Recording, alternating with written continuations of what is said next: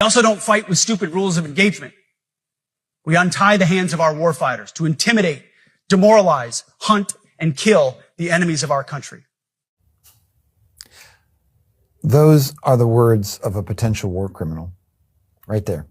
And that is not the advice and counsel and direction that any Secretary of Defense should be providing our soldiers, sailors, airmen, and Marines. And he is 100% correct, because who the fuck does Pete Hegseth think that he's talking to? Like, you're telling the military to untie their hands inside of conflicts where it could be potential war crimes that are people that want to do warmongering things but are restricted because of the Geneva Convention, the rules of engagement, all of that. Mind you, this is the same person who can't even reach the standard of the PT tests and things of that nature with his own armed forces. And if you don't believe me, here's a video. A few moments later.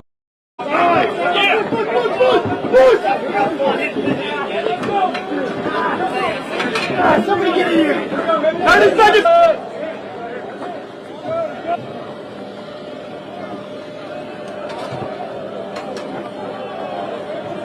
That's right, that's our Secretary of Defense, or as he likes to call himself, the new Secretary of War. He can't even fucking do PT tests, but you expect for these soldiers to sit here and take your orders and listen to you and have respect for you when you don't even respect the men and women that have fought for this nation. You're also the piece of shit who sat here and took down one of the first black generals inside of our history's portrait off of the fucking National Wall. Chappie James. Hell, we just named our massive bridge over the bay after General James. And growing up around that name means growing up knowing his story, because it is the story of one of the greatest Americans that ever lived. Daniel Chappie James Jr., he was born in a segregated Pensacola back in the 20s. Youngest of 17 kids. His mom ran a school for black children out of their house because the public schools wouldn't educate them properly. As a teenager, he used to point at the airplanes flying out of the Naval Air Station and said that he was going to fly one day. And people told him the obvious, that boys like him didn't get to. So he went to Tuskegee, became an airman, flew 101 combat missions in Korea and 78 more in Vietnam. As a base commander in Libya, he personally faced down a young colonel named Gaddafi at the gate of his own base. And in 1975, that kid from segregated Pensacola in the 20s became the first black four-star general in the history of the United States military, running NORAD, which is the command that watches the sky over our entire continent. The country told him no at every step, and he performed anyway, and he became a four-star general. And he is the kind of American that Pete Hegseth and his Pentagon is busy scrubbing from the history books. The Atlantic, they've got a new cover story laying out this whole campaign.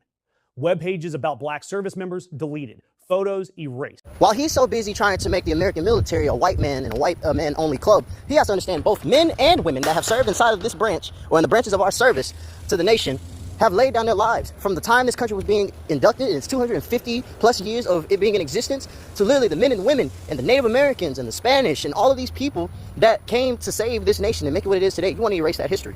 You see, this is what the problem is with this administration, is that you can't erase the history of black men and women and other minorities that have fought and died for this nation, because the people that of this nation will always remember them inside of their cultures and inside of their history. So you can remove as many portraits, you can remove out of the records as much as you want, but at the end of the day, that means that they were still there. And history can always be dug up again. For my friends that are currently inside the military service, I thank you for your service and everything that you do. But inside of the entire population of this nation, we really have to look and see this administration for what it is. A bunch of warmongering white nationalists and also stuck-ups and billionaires that are inside of the office as of right now. And they're making the country not what it's supposed to be, which is unity, equality, and everything that we and the people that fight for this nation every day inside of our Constitution and everything. With that being said,